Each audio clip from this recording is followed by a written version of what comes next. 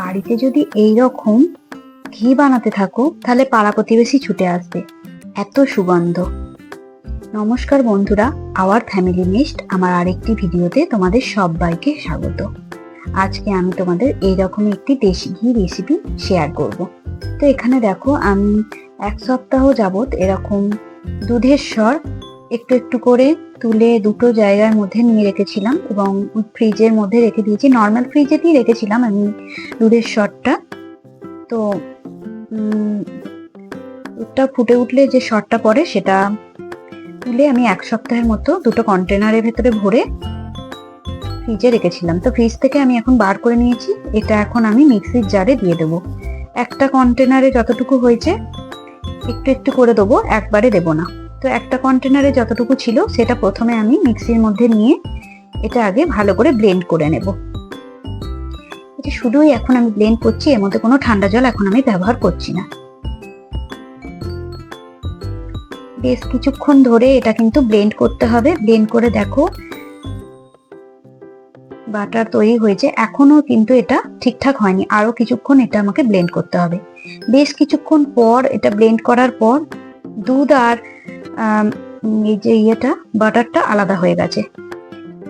এখন বুঝতে হবে যে এটা বাটারটা যখন আলাদা হয়ে গেছে দুধ থেকে, তখন এটা রেডি হয়ে গেছে। এবার আমি এটা একটা জায়গার মধ্যে নিয়ে নিচ্ছি, স্টিলের পাত্রে।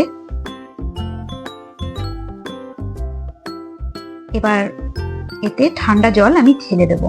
ফ্রিজে ঠান্ডা জল রাখতে হবে, সেই ফ্রিজ থেকে ঠান্ডা জল নিয়ে এখানে ঢেলে দিতে হবে। এখানে তোমরা বরফও ব্যবহার করতে পারো, বরফের কুচি।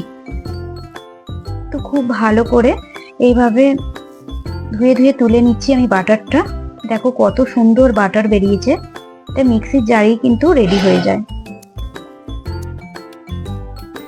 এখানে আমি একটা লোহার কড়াইকে খুব ভালো করে পরিষ্কার করে নিয়েছি মেজে। এখানে লোহার কড়াইতেই আমি ঘিটা তৈরি করব। তো বেশ কিছুটা এরকম পরিষ্কার ধুয়ে ধুয়ে ঠান্ডা জলে ধুয়ে ধুয়ে আমি বাটারটা তুলে নেব। দেখো কত সুন্দর। এটা বাটারটাও কিন্তু ফ্রিজে অনায়াসই এয়ারটাইট কন্টেনারের ভেতরে রেখে অনেকদিন রেখে দেওয়া যেতে পারে। তো বাটারটা আমি সমস্তটা নিয়ে নিয়েছি। এখন এটা গ্যাসে বসিয়ে গরম করতে দেব। অন্যদিকে যে দেখো এই দুধটা বেরিয়েছে, ঘোলটা, এটা কিন্তু ফেলবো না, এটাও আমি রেখে দেব, অন্য কাজে লাগাবো। এবার গ্যাসে বসিয়ে দিয়েছি বাটারটা আস্তে আস্তে মেল্ট হতে থাকছে। গ্যাসের আঁচটা আমি একটু কমিয়ে রেখেছি। তো বাটারটা ধীরে ধীরে এইভাবে মেল্ট হতে থাকবে। মাঝে মাঝে এইভাবে লোহার খুন্তি দিয়ে নাড়াচাড়া করে নিতে হবে।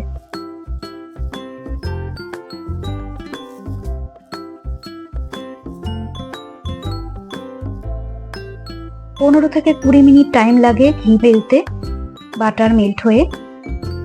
যত ভালো করে বাটার তৈরি করা যাবে, যত ভালো করে দুধের স্বরকে ব্লেন্ড করে মিক্সিতে ব্লেন্ড করে বাটার যত ভালো বেরোবে, তত কিন্তু ভালো ঘিটা তৈরি হবে।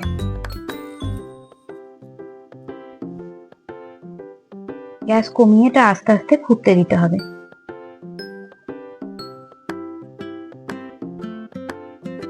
দেখো আস্তে আস্তে ঘি অনেকটাই উঠে আসছে।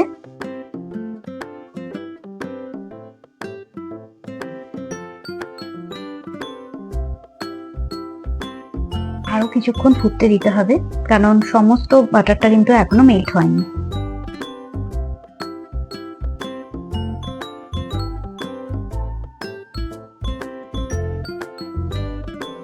তো বন্ধুরা, তোমাদের যদি আমার এই রেসিপিটি ভালো লেগে থাকে অবশ্যই লাইক শেয়ার করো, এবং আমার চ্যানেলে নতুন বন্ধু হয়ে থাকলে আমার চ্যানেলটিকে সাবস্ক্রাইব করে দিও।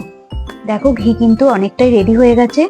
এই যে ওপরে ফেনা যখন হতে থাকবে এরকম ফেনা ফেনা, তখন কিন্তু জানবে ঘি একদম রেডি। এই মুহূর্তে গ্যাস অফ করে দিলি, এটা ছাঁকনিতে ছেঁকে নিলেই কিন্তু ঘি একদম রেডি হয়ে যাবে। এখানে আমার প্রায় 200 গ্রামের মতো ঘি বেরিয়েছে।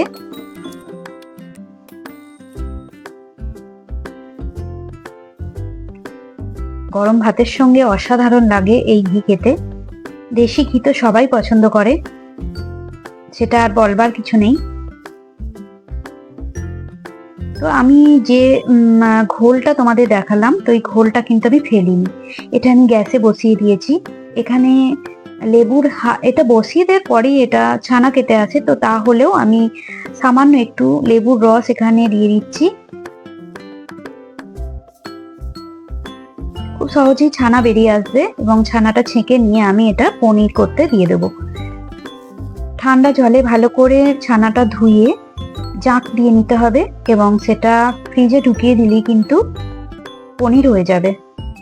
তো দেখো অনেকটা এখানে ছানা বেরিয়ে এসেছে, কোনো অংশই কিন্তু ফেলা যায় না, দুধের সমস্ত অংশটুকুই কিন্তু কাজে লাগে। এই দেখো কতটা ছানা বেরিয়ে এসেছে।